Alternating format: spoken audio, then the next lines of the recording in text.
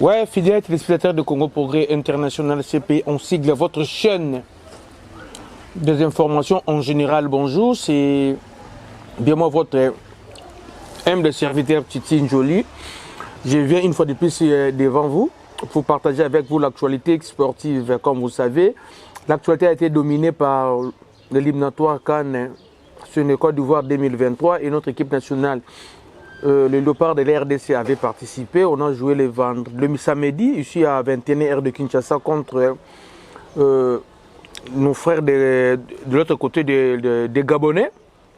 Bizarrement, après les matchs, moi-même qui vous parle, j'étais malade, tombé malade parce que Nandima quitté. Vous savez, ça passe. Il n'y a pas si. C'est ça vraiment l'actualité, nous allons parler aujourd'hui. Nous allons parler de tout sauf de rien par rapport à Matchouana. Et pourquoi pas parler de la Ligue nationale de football. Déjà pas si un grand merci à meilleur léopard de la République, ce sont les militaires de FRDC.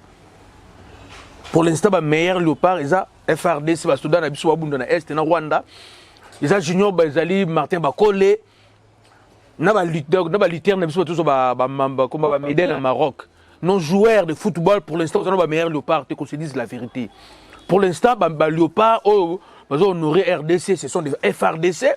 Martin Bakole, nous avons lutteur.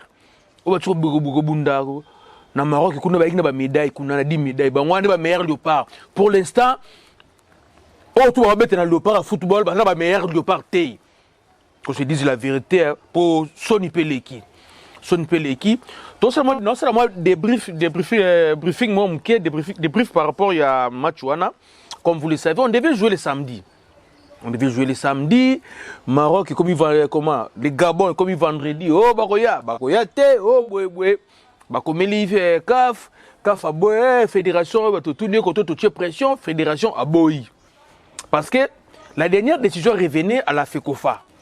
Si on va repousser le match de 24 heures ou 48 heures, cela dépendait de la position de la FECOFA. Parce que FECOFA, c'est FECOFA qui engage les dépenses. Donc, si on a repoussé match de 48 heures, donc ça veut dire que non, dépenses au FECOFA, la Fédération congolaise de football, donc c'est le gouvernement congolais, parce que FECOFA, c'est un art. Au ça, il faut que ce soit de ceux qui vont dépasser, admettons, $6,000 par jour d'hôtel pour le logement de jouer $6,000. Après, c'est un exemple, parce que c'est plus de 6 000. Donc, si vous êtes plus de 2 jours, vous ferez 6 000 fois 2. Ceux qui transportent, ils ont coûté, admettons, $300 par jour, vous allez faire par 2. Balbitre, ces jours, tout le monde en charge. Alors, FECOFA, pression les cas qui FECOFA à Boudaki.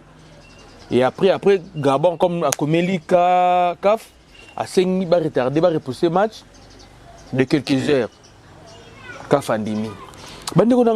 Pensez-vous que na kawana sur les élections qui Gabon est au Maroc, qu'on se dise la vérité. Ceux qui Gabon est au Maroc, ton Algérie, ton Tunisie, même na Cameroun, pensez-vous que Kof Ngandima? Non, Gabon n'a pour un forfait. Notre fédération, c'est une fédération qui ne pèse pas. Il y a rien dans la fédération, il n'y a rien, papa, il n'y a rien dans la fédération. Il n'y a rien. Ça passe. D'accord, on accepte. L'équipe gabonaise est comme dans 17h passées. Comme dans le stade des Martyrs, 19h45, presque 20h. Comme il y a 1 heure, il y a match. Les tabac qui taka, l'équipe mon adversaire, s'est changé, bimi, qu'on s'est chauffé, ils étaient vraiment fatigués, qu'on se dise la vérité. Vraiment, bravo aux joueurs gabonais. Ce que vous avez fait, je pense que c'est sa leçon, même aux joueurs congolais. Même les joueurs congolais, il faut jouer leçon. Parce que Bango peut un jour faire la mission au Mabongo, vraiment les joueurs gabonais, félicitations, vous êtes des soldats. Je sais pas si vous avez dit Bisso Awa, la RDC, mais tu as mis le Tanzimbo. Vraiment, je pense que le gouvernement gabonais, les joueurs n'ont mérité. Donc, papa, les hommes RDC Rwanda, et bien, la politique était les balles. Vous comprenez? Ce que les joueurs gabonais ont fait, ils ont mérité félicitations. Nabato Obalingaka Bali, il faut te féliciter Bango. Déjà l'équipe. Nous avec des Gabonais, nous sommes des frères. Il y a des Tékés qui sont ici, il y a des Tékés qui sont là-bas. Il y a Omar Bongo, c'est président de Bango, président de Bangwana, qui ont des familles ici. Namasina, on a plutôt Congo. Dans la famille.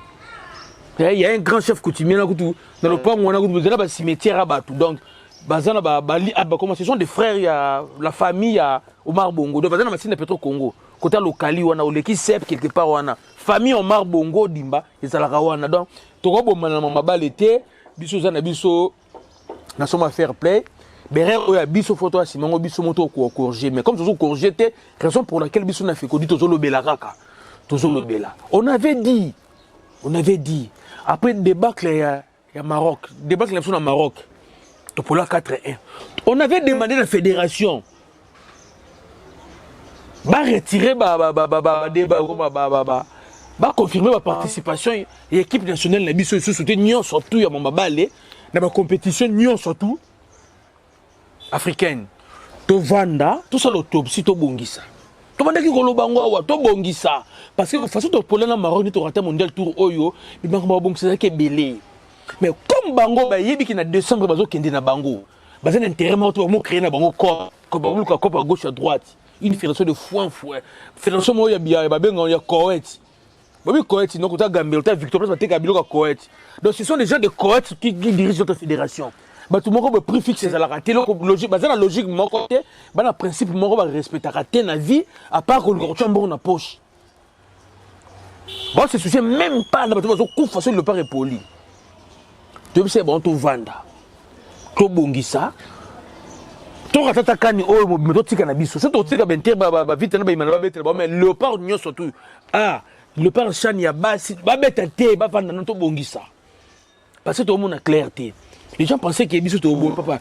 Nous on a fait connu to réfléchir à rôle dans la fédération ana. Moi biso fait connu.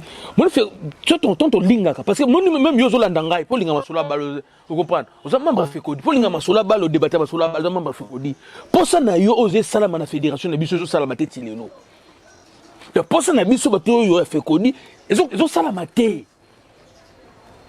Pour eux salama te. Là on le moment la vérité parce qu'après match il a tiré là dans stade. Après on a j'étais à l'aéroport en Djili. N'est-ce pas nous comme on a kilelo. On a qui après match na l'obito équipe ils ont voyagé l'aéroport en Djili. Toyé. Totali match n'ingezala ki wana. Déjà le démon football congolais pour l'instant c'est l'entraîneur Hector Couper. Il n'y en a rien à se cacher, qu'on se dise la vérité en face. Ndoki, démon satanabal nabiso et Hector Couper. Hector Couper pendant bon coup de Lionel Messi, parce que Angel Di Maria.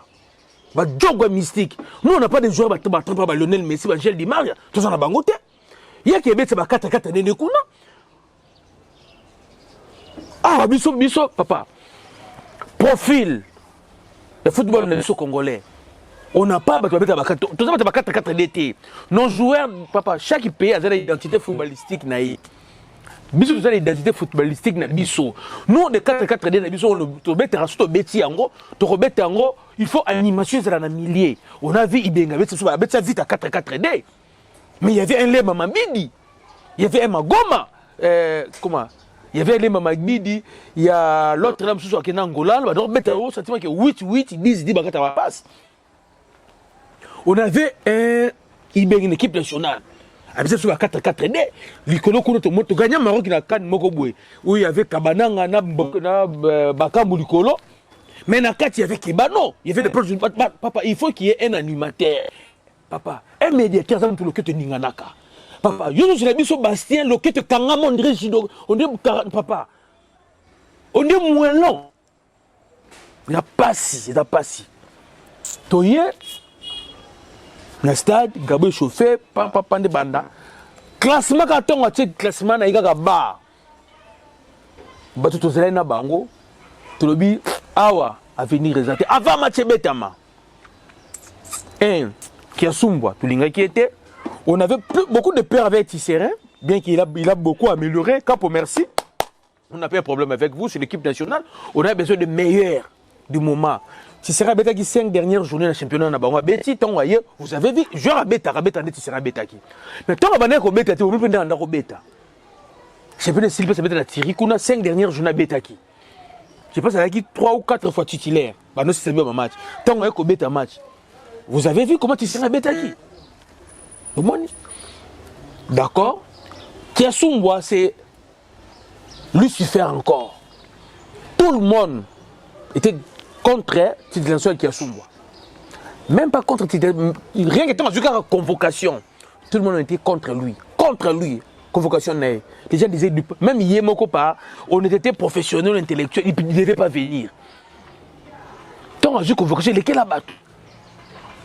Total à sous-boitier Bastia, place d'Abomi Bissongwana. Papa, notre équipe nationale, nous savons. Sur notre des générations en génération. La média n'a pas les chèques. C'est Bastien. Il y a les chèques. Et je me demande si la Belgique a bête à balle en plus. Tu t'appelles la Belgique a bête à balle en déni. Papa, moi je préfère moi mon amour tu vas pour toi quand tu passes moi quoi bi. Bon, je ne sais pas. Tobani match, ce qui est plus grave. L'équipe gabonaise, elle a fatigue dans les autres. Mais quand Tobani match papa, bisous Tobani match il a fatigue. Gabé bani match na fatigue. On devait ko tchabango pression dès le début. Biso du fait que tu as le colo. Ba ba na se benga ba na bisoté. Les joueurs gabonais benga ba craquer. On comprend benga ba craquer. Benga ça ba crampe quand la première minute wana. Mais to banda match kaka na bandele biso moko to centrer match zonga na sima. To so bete match on est organisé 13-0 et qui tire dans 3 minutes. To bandi match faible na C sans pression. Or Gabon a la pression T. Dis to bandi match na C. Et celle qui non match bandi match comme normal. On comprend pendant que biso to bete na C, bon ba bete na C, bon ba chauffer. Biso to bete na C. Donc celle qui nous to l'équipe 15e minute, il y a match. Ba chauffer qui déjà ba chauffer pendant 15 minutes d'intensité en match. Ba mandi ko équipe ba mais sur le fond wa man, de mon équipe match comme le compliqué. Match comme compliqué.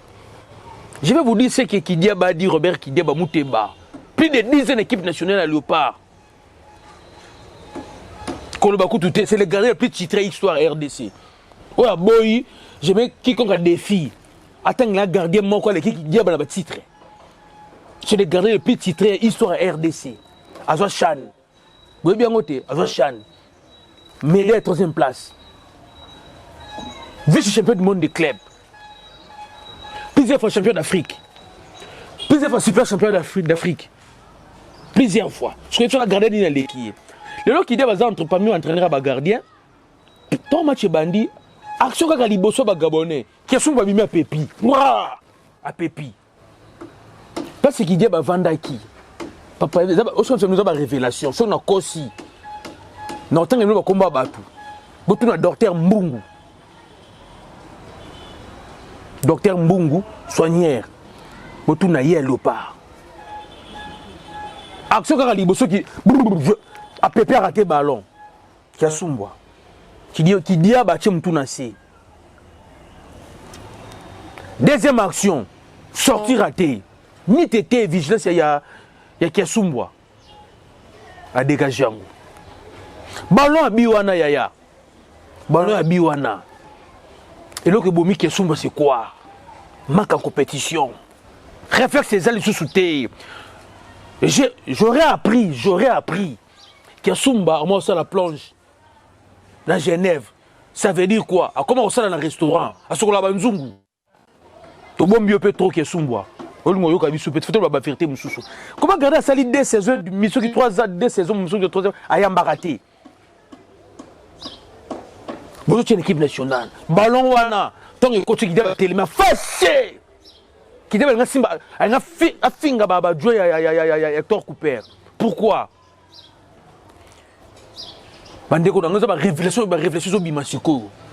Vous savez, équipe nationale, la personne, celle qu'on appelle sélectionneur national, c'est la personne qui a le charge de sélectionner les joueurs.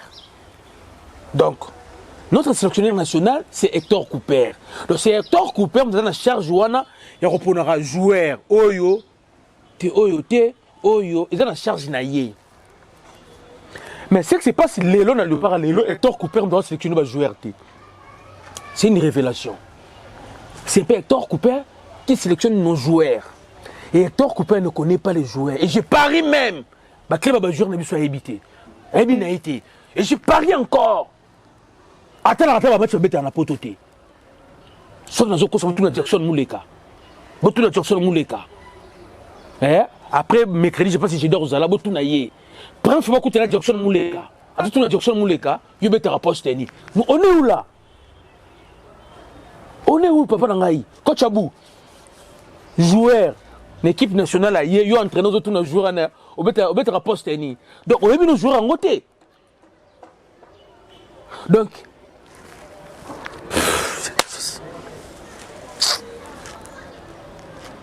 heureusement pour nous, nous avons notre armée nationale FARDC, se comporter bien.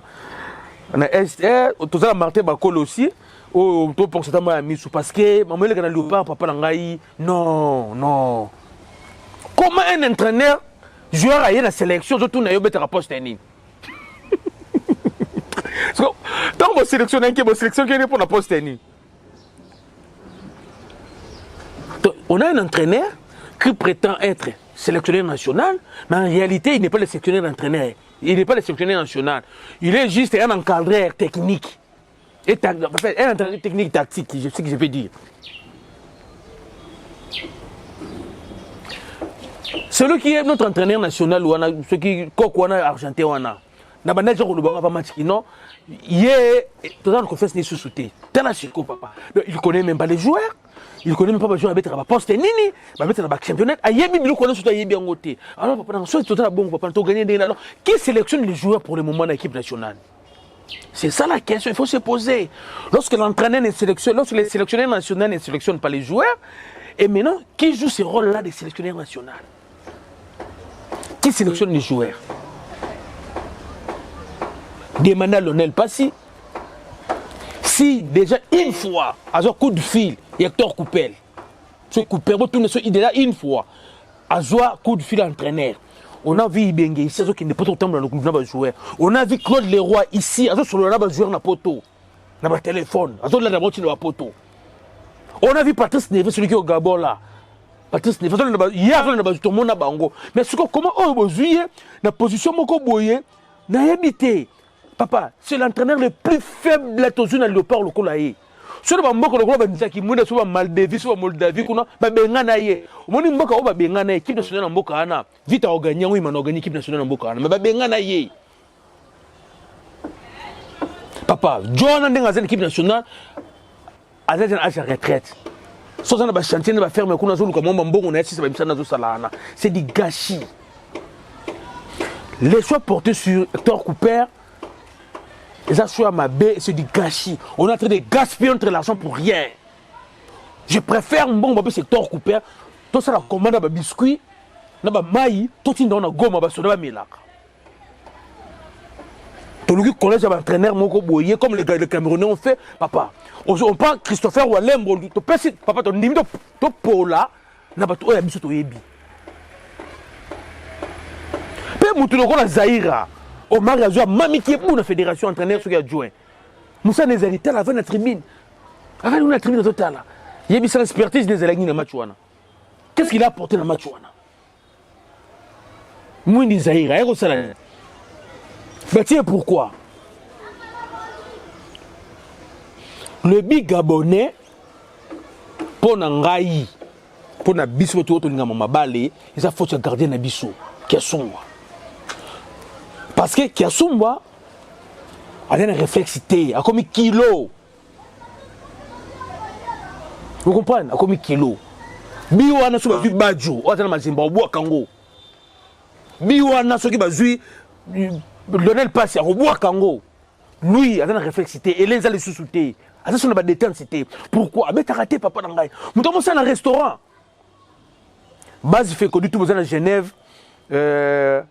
Bon, que le club soit restaurant, bon, quand il y a une photo dans le restaurant, combien de gens ont dit qu'il y a l'équipe nationalité? Après, ça va 10% naïe. Parce que, normalement, il y a 10%. Ah, il y a quand même ça pas si. Bon, quand il y a une photo dans le restaurant. Comme ça, tu brandis ma photo, comme ça, qui m'a sonné. Toko finga au Joël Kiasumba. Toko finga au Toza Goli. Au service équipe nationale, mais pour l'instant, aux en a C. Comme aux en a C, Zala honnête qu'il y a raté.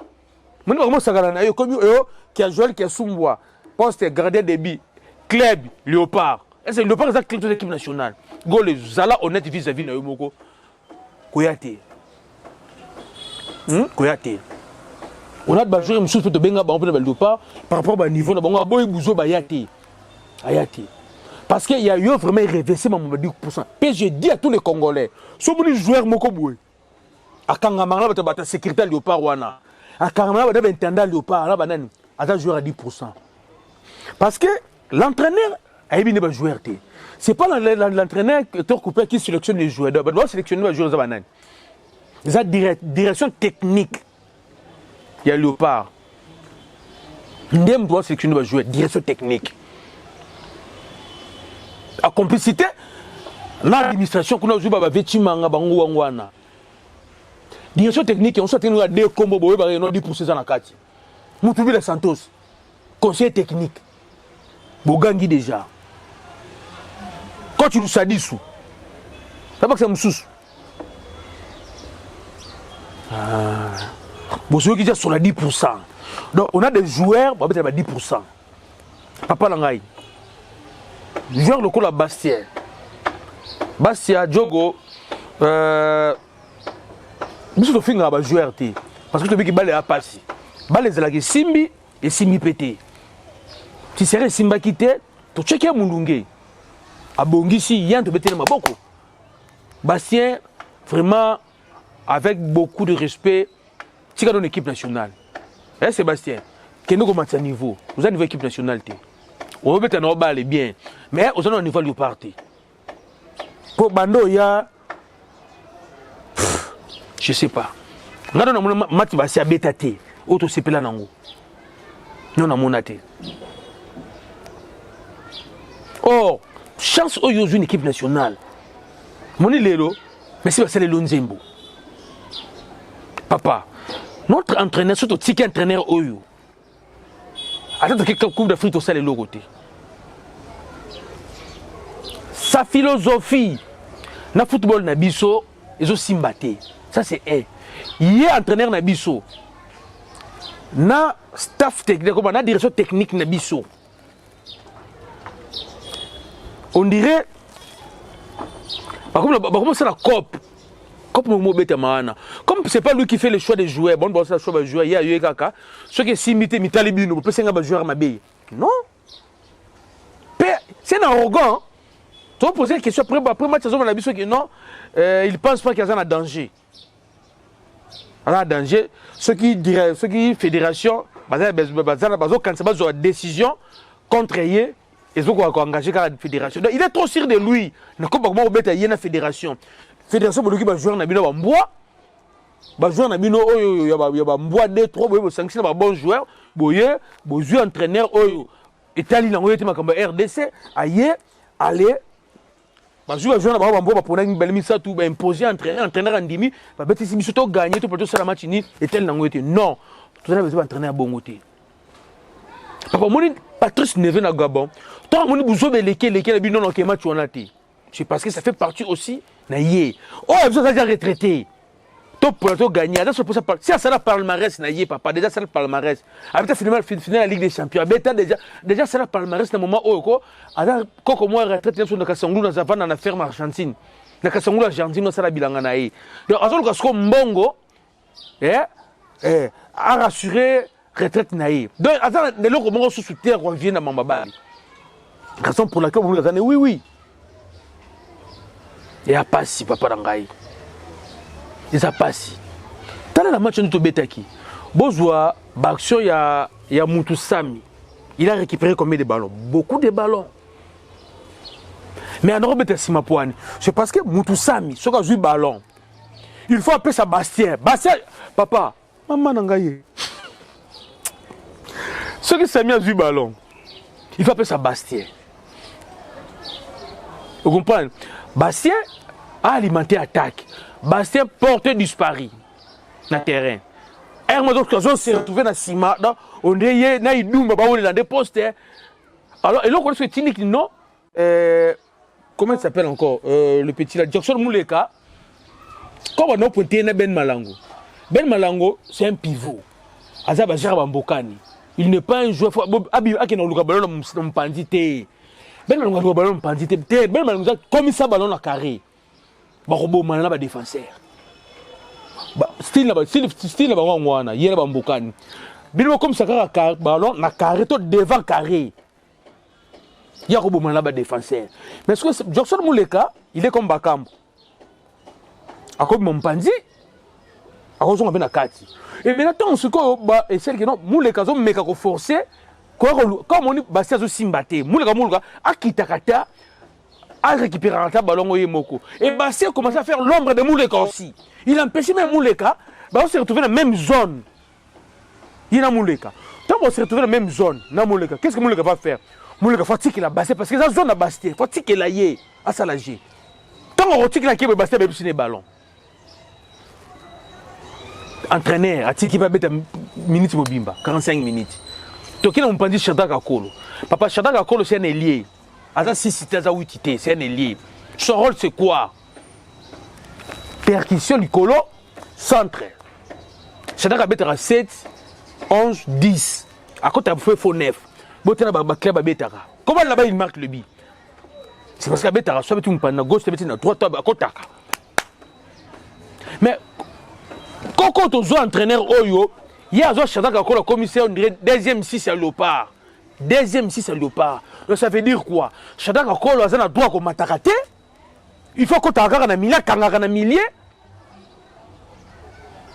En fait, je ne sais pas. Les joueurs doivent être consigne d'entraîneur. Parce qu'on consigne Wana, Biso Sikoyo, bah Congolais, tu ligne de son côté. Nous, comme tu as sous Shadak Akolo, nous, Tika Yabet, Nenga Betaka. Ça ne se fait pas. Ibenga Shadak Akolo une fois contre Zimbabwe.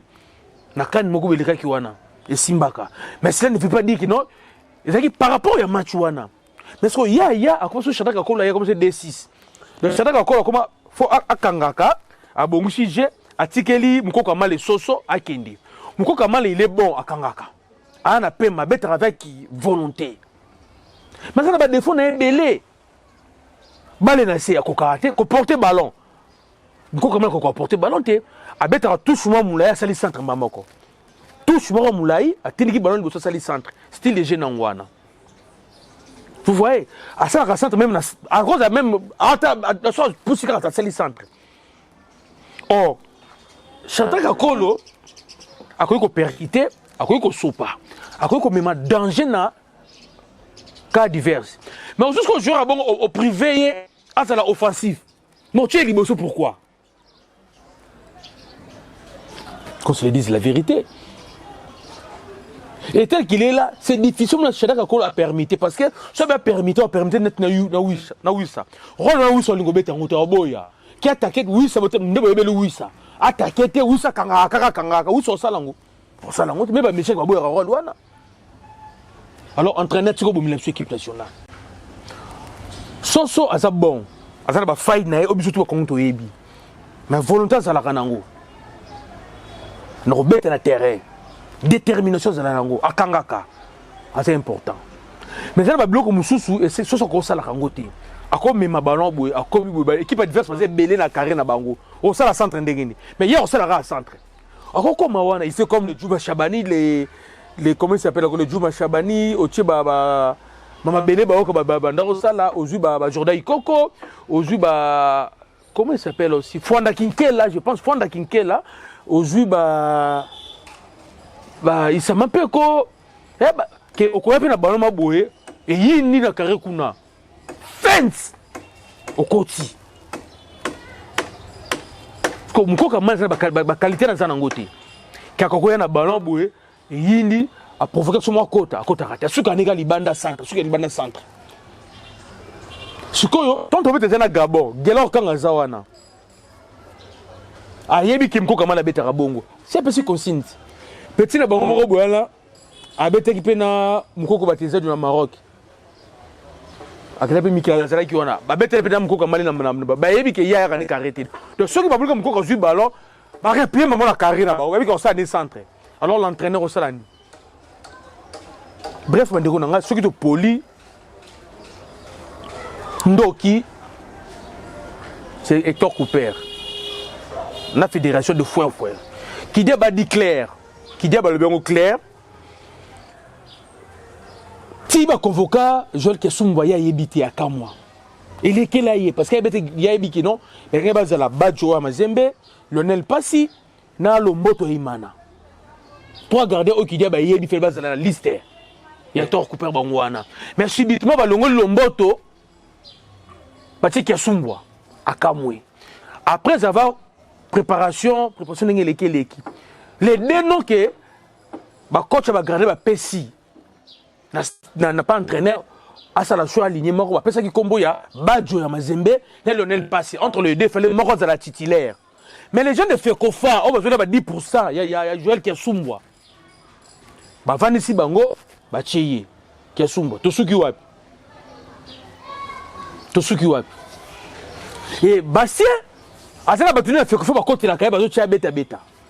Ça passe. Tu peux dire que papa, il n'y avait pas. Mon Kinshasa, c'est un gourmet, ça l'a quitté. L'équipe nationale voit Jagui Lobby. Pardon? Oui, allô? Oui. Ouais. Ouais. Non, tu es tout sur le long après, tout sur après. Pardon, vraiment. Peut-être 5 minutes, c'est émission qui était tout sur le long après. D'accord, merci. Peut-être tout ça en direct, ça c'est moi qui Congolais qui est la délégation d'équipe Bazana, équipe nationale du Soudan. Dans Bengangai, et ça m'a comme le Soudan kuna. Ça m'a comme le Soudan kuna. Mais il m'a dit déjà que non, qui dit Bazo Silika, les Camerounais qui a Sumba. Il n'a même pas fait des matchs. Donc comme il y aura des gardiens là-bas, qui dit Babibatia, Passi, na Badjo va faire des matchs. Donc ils sont bas la tête. Donc on a besoin de bloquer thème sous la petite dosée non assistant sur Nabino mais position qui dit ba ngwana qui Sumba na qui Sumba dans la faire des matchs que tout est. Tu me dis makuna na Soudan. Nzambe. Ah Nzambe sunga Congo passé. Bande on a passé. Déjà passé. Moi je pense à ce stade, ce qu'il faut faire, c'est quoi? Nous devons sauver ce qu'on peut sauver pour le moment dans le football congolais. Toron prenait Hector Cooper. S'il faut que foute un bon onaye, tu foutes un bon onakinde. Il est grand temps. Toron prenait Hector Cooper. Tu changer philosophie équipe nationale. Qu'on trouve des entraîneurs nationaux. Bazali, papa Nangai. Je vous dis Bazali. Quand on trouve des entraîneurs nationaux, tout ça, les collèges d'entraîneurs nationaux, tu peux si bon une chance. Tu comprends? Tu peux si bon une chance. Quand on trouve les gens qui parlent français, les gens qui n'ont pas de problème dans l'espace Schengen, quand on jouer dans l'espace Schengen, on va ramener les joueurs. Parce que Hector Cooper, si c'est qu'on a sous la net, un joueur à mon côté. Il peut-être jouer en petit. Donc ça sert à rien de continuer Hector Cooper. Quand on trouve des nationaux, comme font d'autres pays, entraîneur a gagné Bissouana. À la Gabonais, entraîneur a Gabonais. Donc, on trouve des nationaux, des coachs nationaux, qui n'ont pas de problème d'espace Schengen, parce que tu as comme visa dans les Silaki, qui n'ont pas de problème, il y a visa dans l'espace Schengen.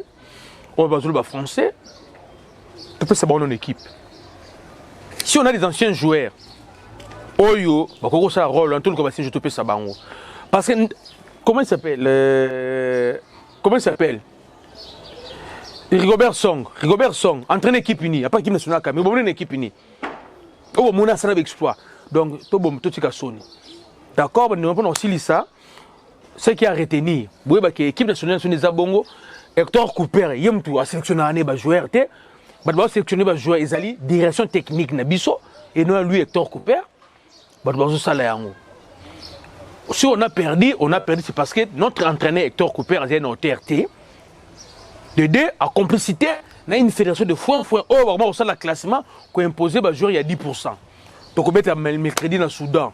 bonne chance na Léopard, mais Ngouema, ils ont vraiment kakaté. Ils ont vraiment kakaté. Merci Nabino, surtout au Benga Kingai, avant, pendant et après match. Papa Claude Moupende, les boss au Kito Pandachala, président Pakis, staff Chila Mwinda